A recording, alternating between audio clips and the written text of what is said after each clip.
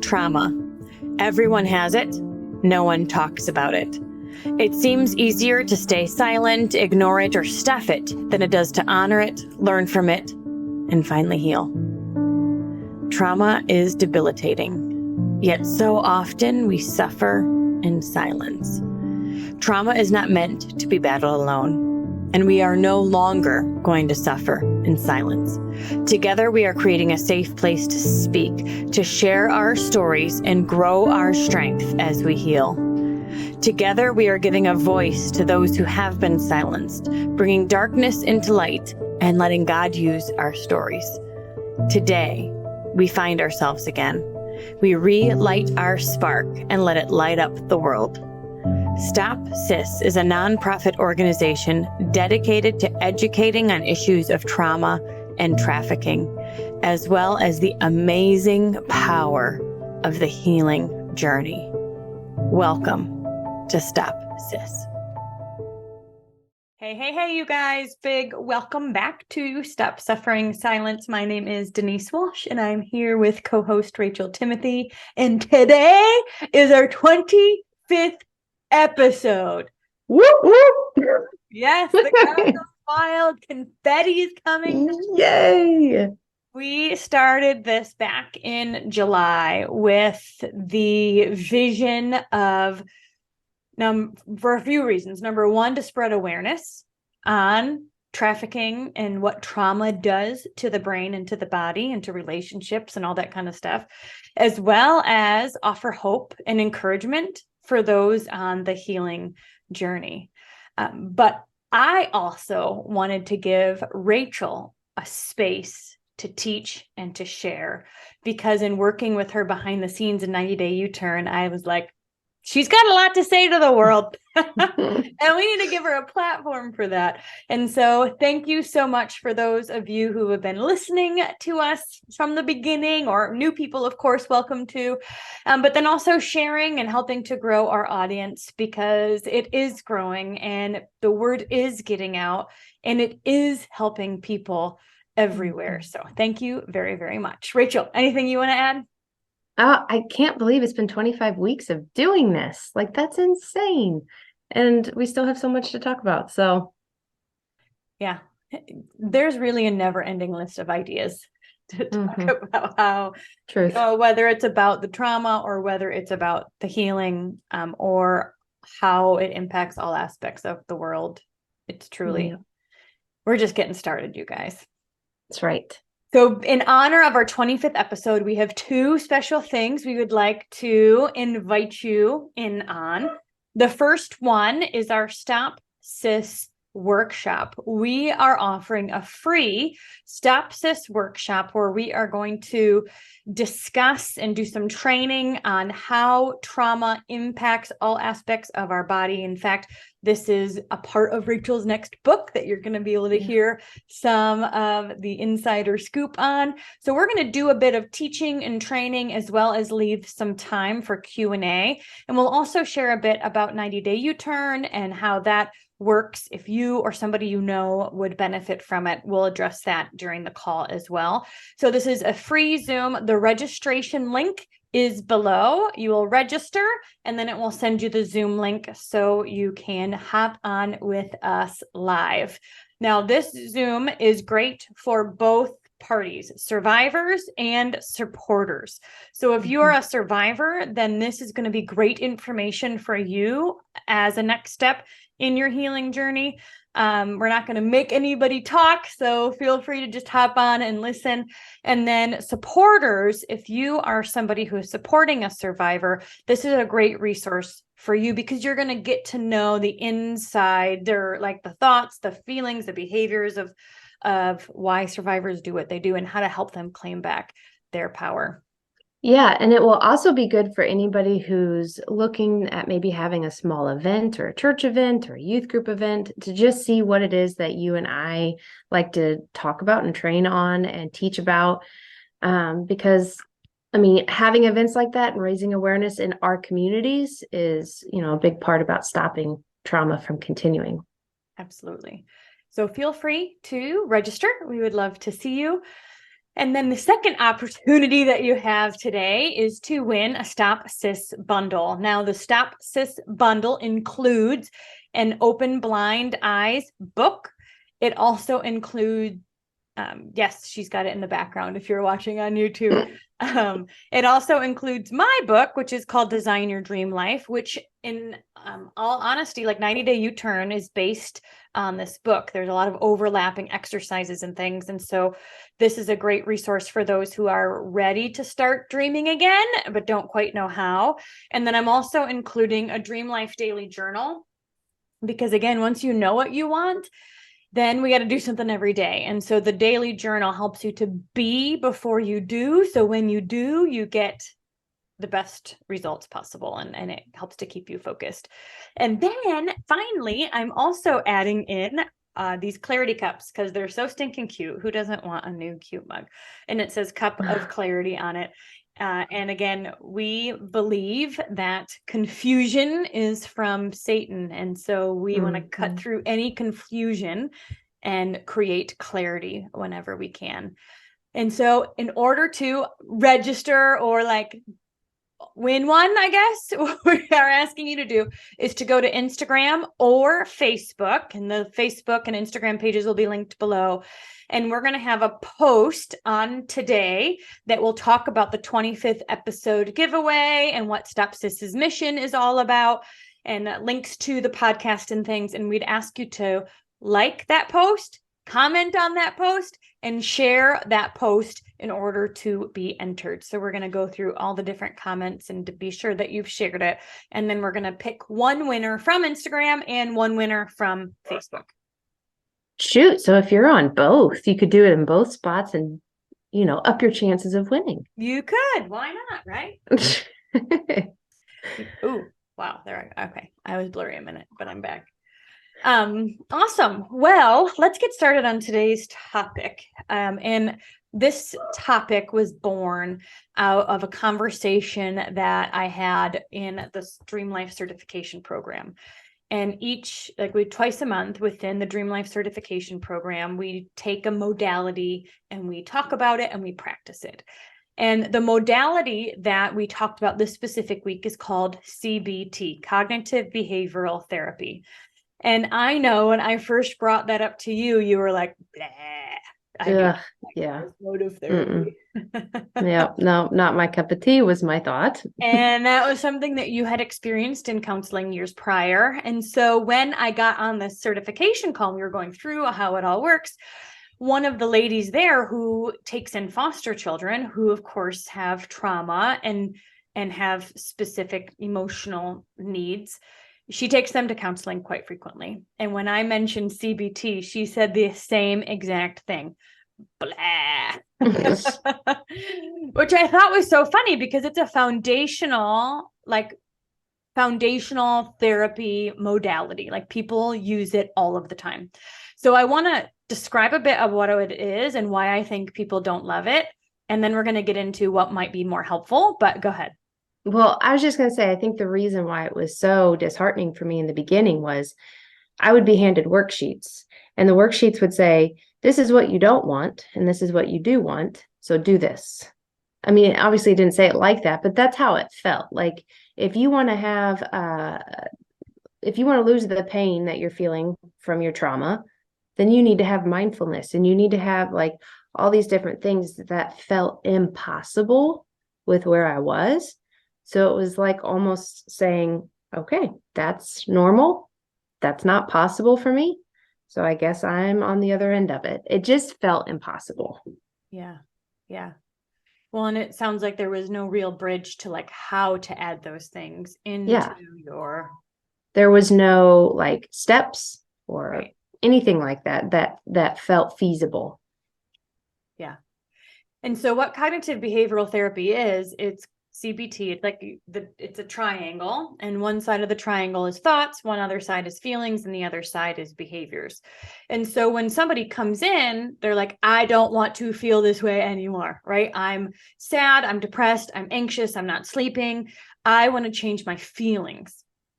And so what we would say is, well, in order to change your feelings, we need to first shift your thoughts and your behaviors. And so we would take a look at what thoughts and behaviors the person is doing when they're feeling crappy. And then we would say, all right, well, what are you thinking and what are you feeling when you feel good? And let's kind of do more of that. Mm-hmm.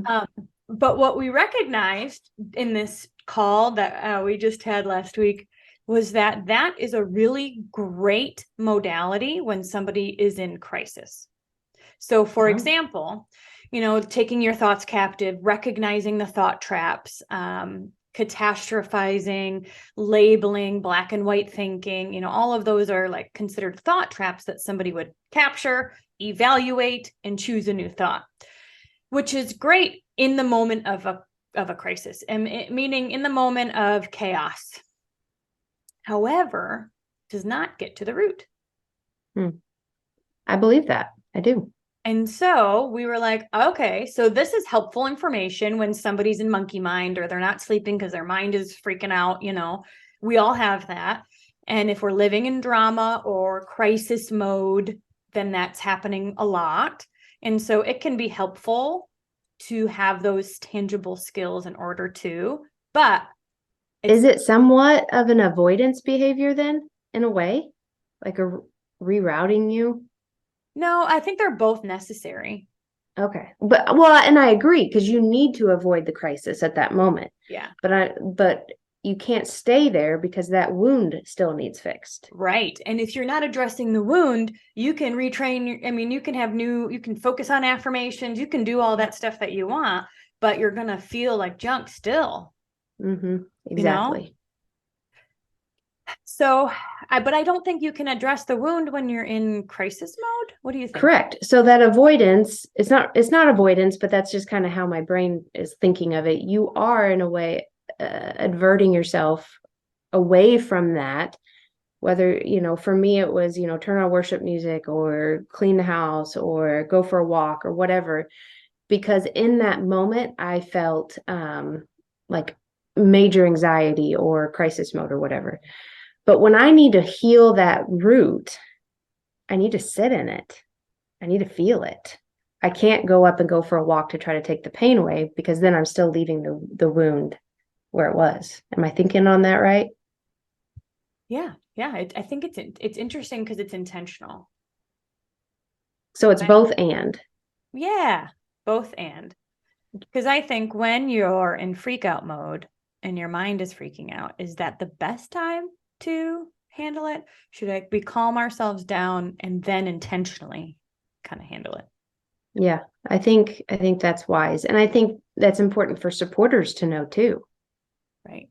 Because you don't want to push them to feel it so deeply in that crisis mode. You want to help them get out of that. But then you also want to make sure that they don't leave the wound unhealed. Yes.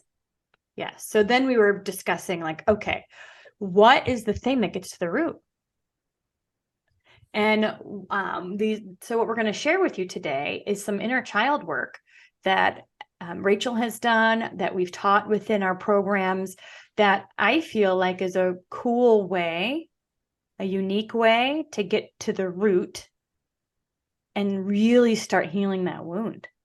Yeah, I agree. And, I'm just simply speaking from experience of what I've been through with the healing of my inner child and the different experiences that I've had with that, which are all mind blowing.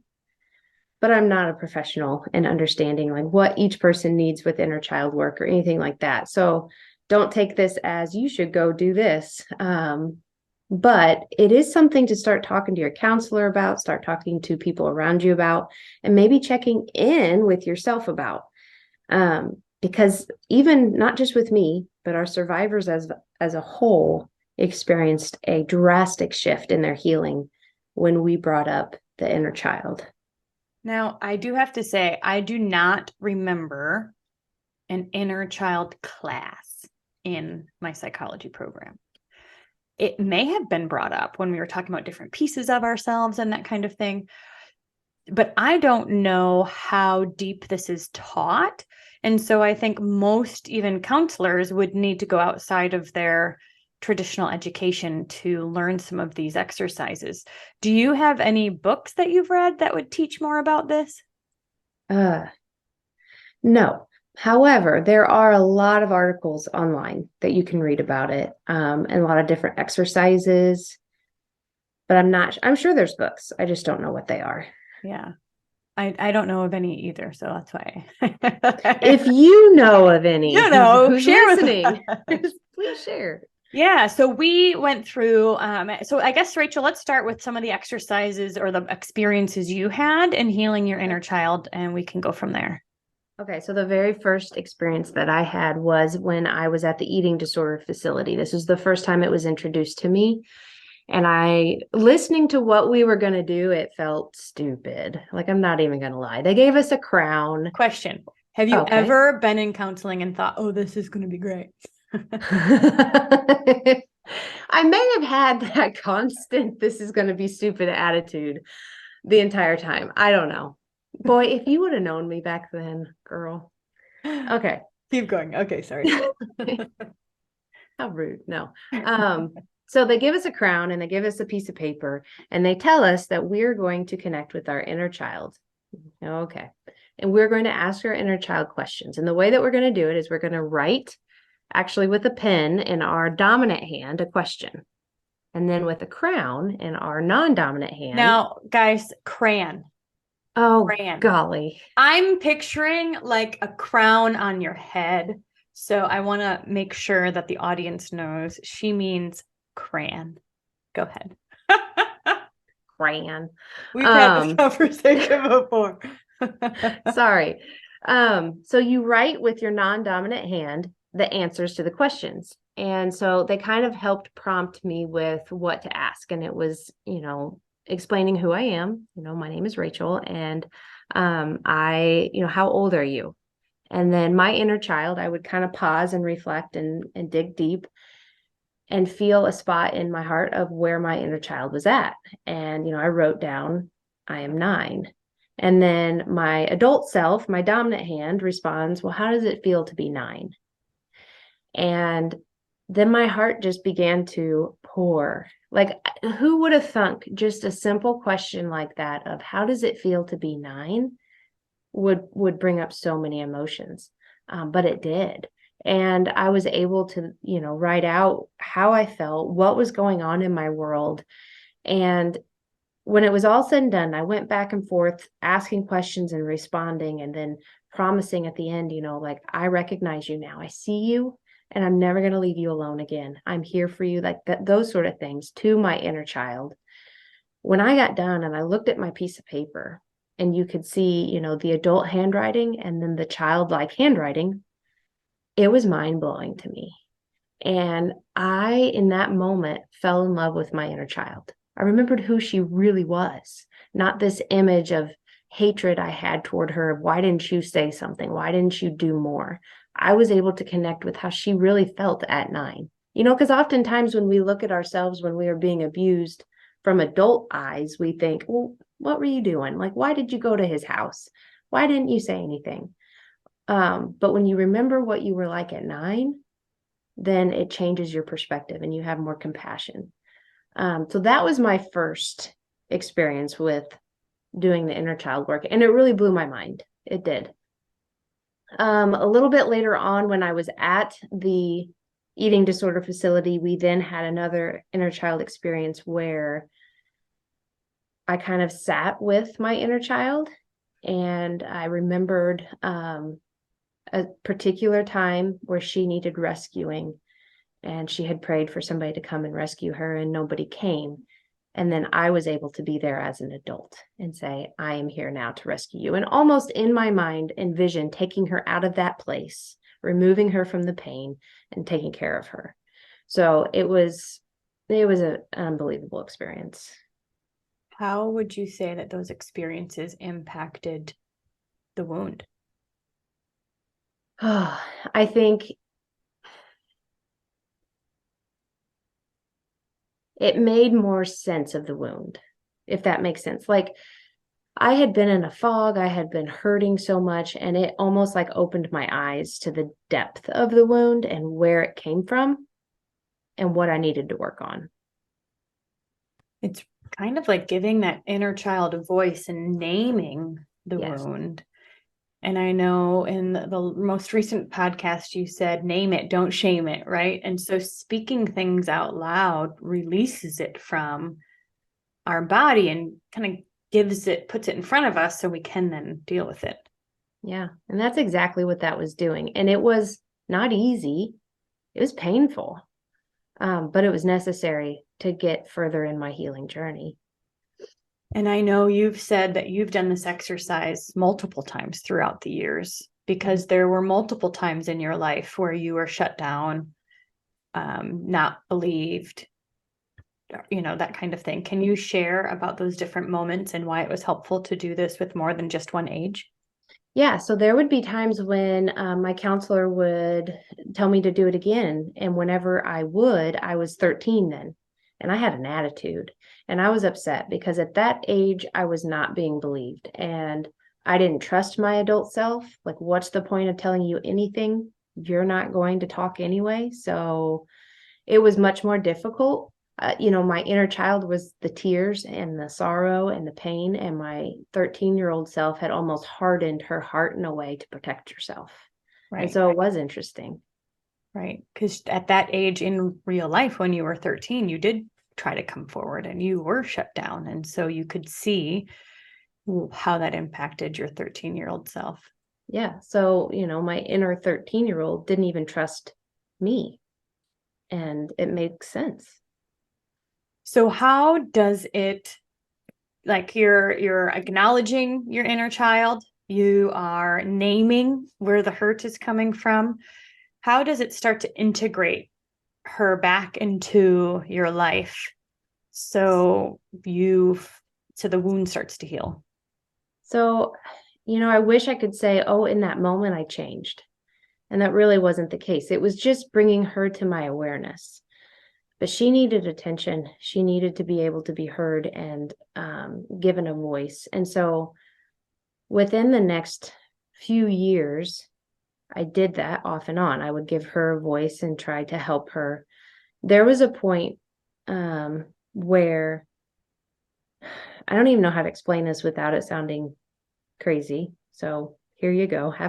Here it is. There was a point where she was crying a lot in my head, to the point where I could hear her crying. I could hear her screams. I could hear her hurt.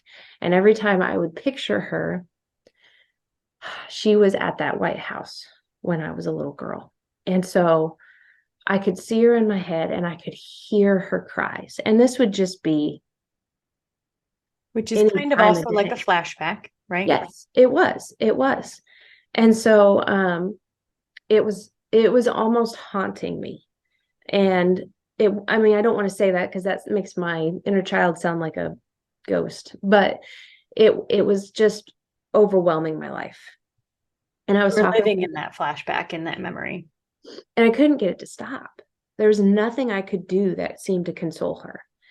And so I had talked to Granny about it. She knew about it. And we decided to go try and find that White House. And so we started going for drives and looking around, and eventually we did find it. And we found out who owned it. We found out that, it was empty for the last 30 or 40 years, as far as nobody living in it. Of course, it was still used. And we got permission to go in.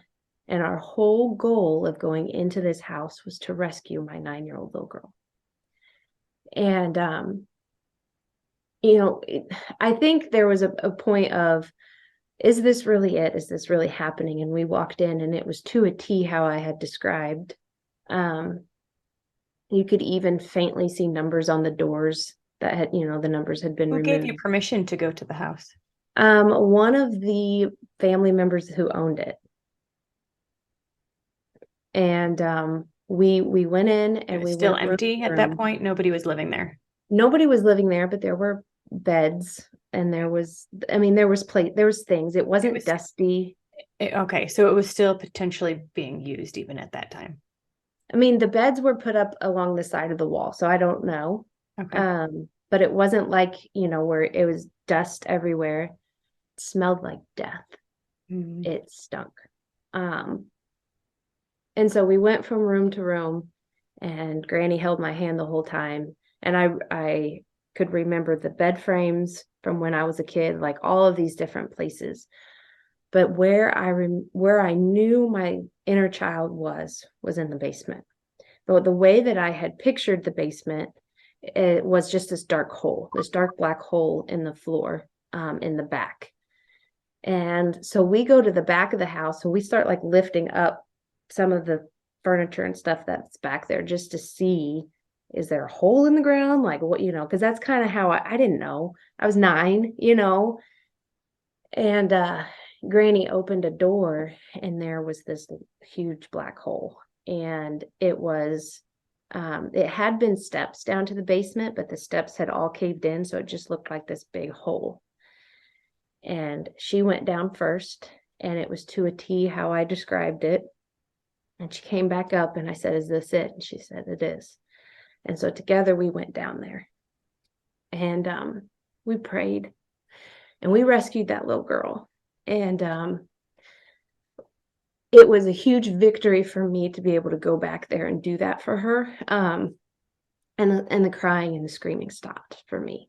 And I know that's not something everybody can do. You can't always go back to where they talk about how your brain stops emotionally at certain places in your life. And I think that is where she got stuck. And so for me to physically go back there and just have that experience of, hey, look at me now. We're okay. We made it out. We're doing okay. And to kind of reunite us, it was a powerful moment for me, for sure. Wow. That is powerful. It's powerful that you were able to do that. And it's powerful that you felt such immediate relief afterwards. I really did.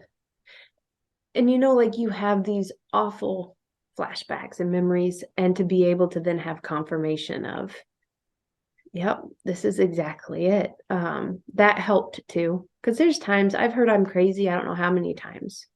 That 13-year-old little girl in me has heard she's crazy. So then to be able to silence that within myself was nice.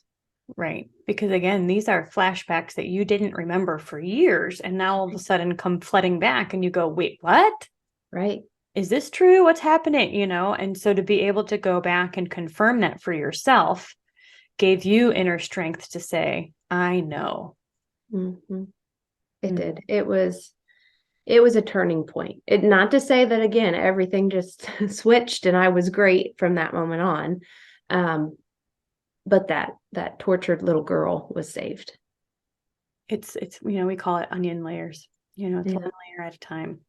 Yeah. I wish it was like something that smelled better and tasted better, but I guess an onion works. Orange, will that work? Yeah. Orange only has one layer. Yeah. I wish it was an orange. But yeah, you're right. It's one layer at a time. And then that's why layer after layer after layer, you can look back and see how far we've come. But oftentimes in that moment, it seems like a slight shift. But every shift is important. It is. And it's a stepping stone towards better healing and growth. But then when we get to the retreat with our survivors, I don't even remember what it was that prompted my memory of, hey, maybe we should do this inner child exercise with them. I don't either. But No, I don't. it was what I love about what we do is that we've got an outline. I mean, even with 90-day U-turn, we have an outline, we have a step to take, and we're flexible.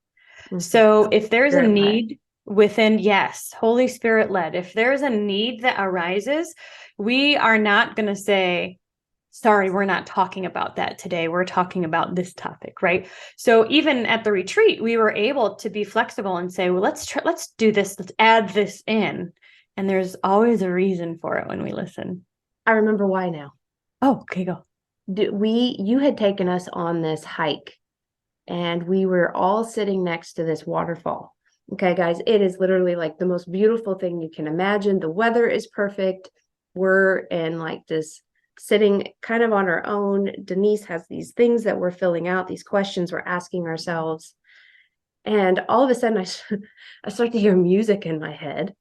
And I'm like, oh, that's nice, God, thanks. But then I realized it was another girl behind me who was one of our survivors, and she had brought her harmonica. And once I realized the music was coming from behind me, I turned to look. But when I looked, God didn't give me her at that age. He gave me her at 8 years old. Like when I looked, she was 8 and she was playing the harmonica. And in that moment, like he gave me something to then write as a letter to her, and just talking to her about that inner child that he just showed me in her that is hurting. I mean, even at 8, I could still see the look in her eyes of, I have no worth. And so I shared that with her then afterwards. And she was appreciative, but then it prompted my memory of, we all have these inner children within us, this inner child within us. And that is then when that afternoon or the next day, we did the inner child work, and it was incredible. We did it before the horse rides. So we did it in that morning. And some of the girls had done stuff like this before, and so they were familiar with it, and some hadn't. Some were, when they thought about their inner child was not verbal. And so maybe 2 or 3. And so when you asked those questions, that inner child didn't know how to write and didn't quite know, and didn't quite know how to verbalize what she was feeling. And so what did we have them do if that was the case? The way that the one particular woman that had that happen, she kind of wrote down the cries and the noises that the little girl made. But then she had to be more of a comfort for her too. And so her adult self talked more, but she could still connect with her inner child, even though there weren't verbal words being said back. And then her inner child was able to write more and comfort her. Yeah. One of the questions is, what does your inner child need? Yeah. And even if that inner child isn't verbal, you can feel what you needed, what that inner child needs. And then my assumption is the adult can really work to provide that. And in some ways, there's apologies. Like, I'm sorry I didn't connect with you sooner. I'm sorry I didn't hear your cries sooner, that I've silenced you. Oftentimes abusers will purposefully have you silence your inner child because they don't want you to feel. They don't want you to be whole. And I think all of us in that room had gotten to a point where that was what was safest. We can't cry. We can't feel because it's too much. And to have that moment where we reconnected with her, one of the girls with tears streaming down her face said, I was a pretty cool 10-year-old little girl.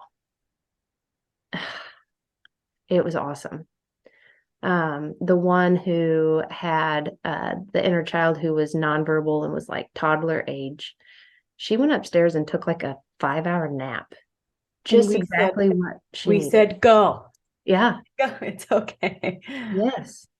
It was amazing. And then it became, again, it wasn't like me or it was the same as me as far as nothing got fixed that day, but the wound of where it started got revealed.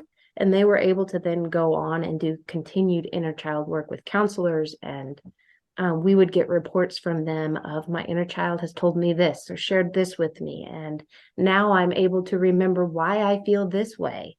My inner child has shared, this is why you're scared of this. And it's just opened up a whole new world of healing for these women where they had felt stuck prior to coming. Yeah. I did this exercise at the retreat in October. So not necessarily a Stop SIS retreat, it wasn't a survivor cohort, but what I've learned is most people have got something. So we did it at the retreat as well. And what I do when there's a bigger group is I break them into pairs or groups of 3 or 4. And so everybody has a chance to share and talk in a small group setting. And one of the girls was just in tears when writing. And so, of course, we then asked her, how, and then she's in tears sharing. And it's not always a huge mind blowing, but it's a release. Holy Yeah. cow. And she just was so grateful to have the opportunity and the space to release some of those things that have been, shoved down for decades. Mm-hmm. Yeah. When you find a reason for the pain, it's painful, but then you can at least start working towards healing it. Well, and I think that's half the battle. Oftentimes we hear, I don't know why I'm like, I feel this way. And I mean, you said you lived that like that for years with this underlying rumbling, but Mm-hmm. nothing that could pinpoint it. Right. And there were times when I shamed myself for, "Oh, why didn't you figure this out sooner so we could get through this sooner? Or, why didn't you get some healing prior to the huge amount of flashbacks that came back?" But it's just the timing that your body takes. Yeah. And one reason why I think that this is such a cool way to address the wound and get to the wound is because there's a little bit of depersonalization with it. So Mm-hmm. I remember in my counseling days, you're just kind of like, so what happened? So tell me the story. And sometimes, especially at teens, they're like, meh, meh, meh, and we know that our brain stops working and we really don't have the words and we don't even know where to start. And so I think that this is a way that you can get to the wound without it feeling so direct or personal or like, tell me now kind of a attitude. I feel like it's just a more roundabout, maybe softer way to Mhm. get to the wound that more, especially potentially teenagers, you can kind of maybe get behind their defenses. I don't know. Yeah. And then I've heard a lot of people who have gone back and rescued themselves, who have gone back into that pain of their past, and they ended up being the adult that came and rescued them. And that's been life-changing. I did a reel on Instagram about that a couple days ago, and many people were like, "Yep, I did that. I went back and I could see myself sitting next to my inner child, and I got her out." And it's so dang cool. And that's a potential meditation or visualization Mhm. that people can do. I would recommend going, not necessarily doing this on your own, because when things come up, you want to be able to work through it with somebody, but go imagining, using the power of imagination to putting yourself back into that place and then picking yourself back up and rescuing yourself. I know you've said oftentimes we wait for, or we wish somebody would rescue us, but really the only person who can rescue us is us. Yeah, and that's where the real change takes place, when you take the action yourself to Right. change. Right. We had, Another, oh, go ahead. well, we had one other survivor where we did kind of a, well, 2-on-1 session one time of inner child work, because her way of healing or dealing was to just go, go, go, go, go nonstop. Like, I'm just not going to stop and think about it. I'm going to check the door, make sure it's locked 75 times before I go to bed. But I'm not going to go there in my mind. And we slowly chipped away at that by bringing up the inner child. And it was a powerful moment for her as well. But there has to be a willingness to go. There has to be because it's scary, but to go in there and to see what's really going on. Do you suggest that people create a space, so maybe like a day or a whole weekend? Because I think that I mean, we've said this with supporters, like if you are finding out that your child or whatever, like stop everything, take a week, take a weekend, like cancel your plans, like just be. Would you recommend something like that to survivors who are running away, who are pushing everything down, but yet it keeps popping back up? Oh, for sure. I think anytime you can pause life and be still and sit in what has been causing you so much pain, then you're going to feel a whole lot better when you go back into life, and a lot less of a burden on you, more understanding, freer from things. I absolutely think that pausing and taking time is important. I think giving yourself grace is important, because you're going to hurt. I mean, it's not going to be fun. But be proud of yourself. I mean, it's not an easy road to take to go back to where the pain was and rescue the little girl that was being hurt. That's not easy. That's something a hero does. Yeah, Yeah. absolutely. I know you're working with, an 80-year-old who is She's still 70. Don't up her age. 70. Oh, 70. But she has not yet quite dealt with her pain. No, And it's drastically impacted her life. Now, you are seeing shifts even within these few months that you've spent with her. So I love just how fast healing can happen when it's intentional. But again, people live their whole lives without addressing the wound and healing it, and it drastically impacts everything. And so for a survivor to take the time, just pause life and to go back is something a hero does. for sure. And I mean, if you can, don't do it alone. Have somebody with you. Write the whole experience down. When you get done, you should have a book. Rachel did. Sort of, yep. No, I want to address a reel that you posted today. And if you guys, it'll be, next week by the time you hear this. But today you posted one about kind of your inner child being like, you don't, from the way that I understood it, and you can let me know what you think, but the way I understood it was the inner child is now heard and does not need to shout anymore, and therefore can be integrated into the whole of you. What do you think? Yeah. I think the reel showed me excited and thankful to finally be out of the darkness, like overcoming the darkness. I made it through, like, holy cow, this is amazing. And then looking around and realizing my inner child's not here with me. Wait, where is she? And you see her kind of further away saying, basically, you don't need me as much anymore. Like, you did it. Look at you. Now go enjoy life for me. And I'm so dang proud of you. And, of course, this was not like my idea of a reel. I had seen somebody else do it and I copycatted it. But when I had seen it originally, I broke down because there is a connection to that inner child. I mean, she survived and she made it to where I've gotten to where I am. She was a huge part of why I am where I am. And then you and I got to talking afterwards and I'm like, she's not gone, right? And you explain, no, she's just a part of your adult self in a more healthy way. Because she is a part of who I am. That part of my life is a part of who I am. To leave that part out, to leave her out would take a piece of me away. But she's not necessary to survive anymore. Like, she can rest. She can be a kid. She can just be still because she can trust that as an adult, I'm going to take care of us. Amen. Yeah, she doesn't need to scream and cry and get your attention saying, help me, like, so do something, because you have, and she now can rest and trust that your adult Rachel will take care of whatever needs come up. I think that's a big part of the role of an inner child, is getting your attention when something feels off. And so, like, if, somebody feels off or a situation feels off and you feel your anxiety rising up, it's probably your inner child feeling unsafe. But now she can rest knowing, I got this. Like, yep, I see what's going on. I remember what happened as a kid, but I got this. And so it's much better.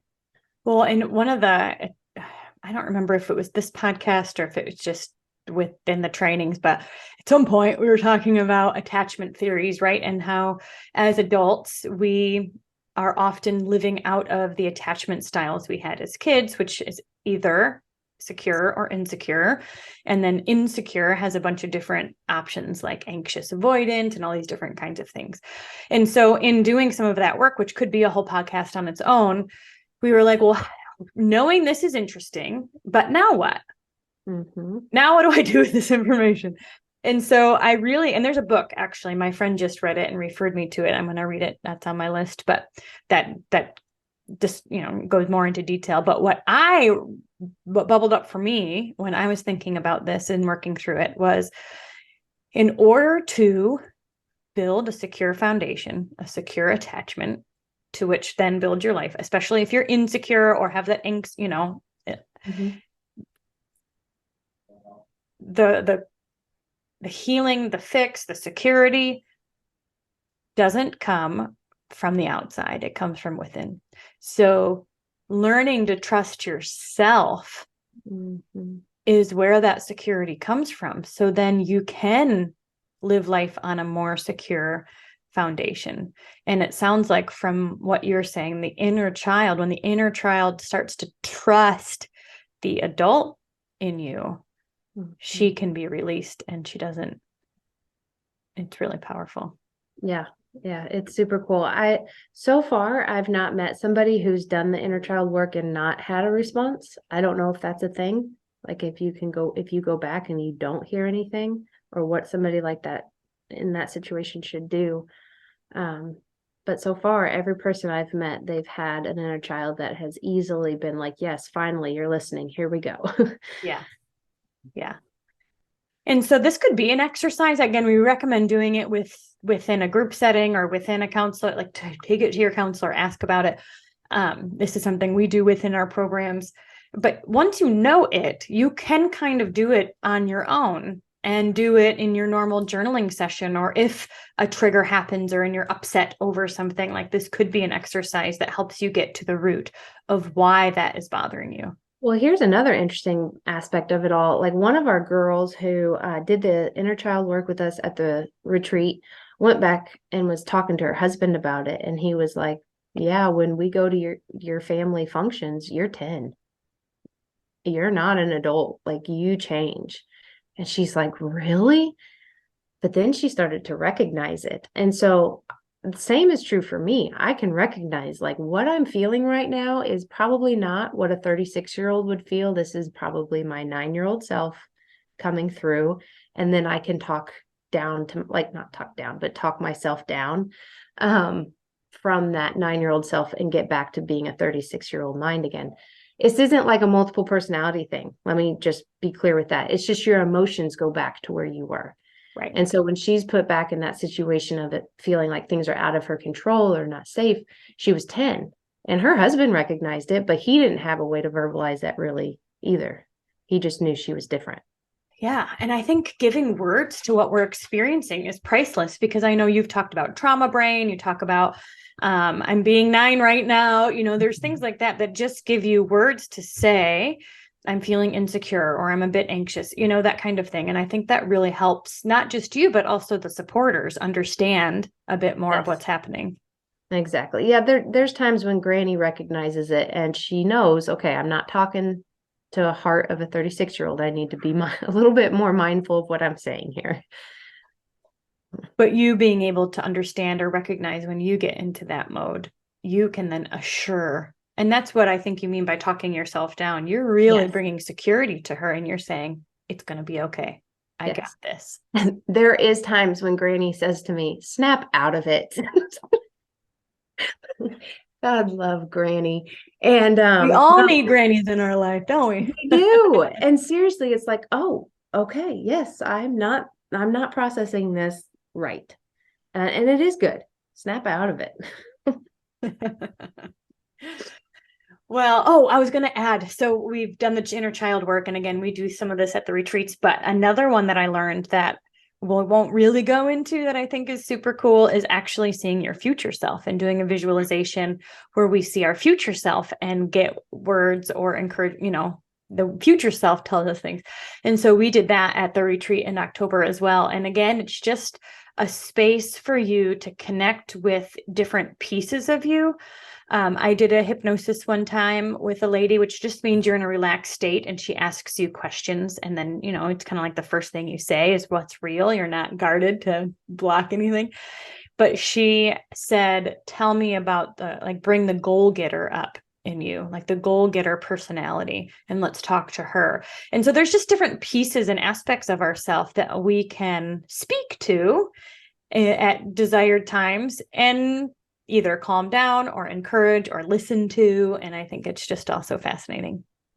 Okay, so just to bring this full circle, the CBT, am I right when it has like rational thinking and emotional thinking?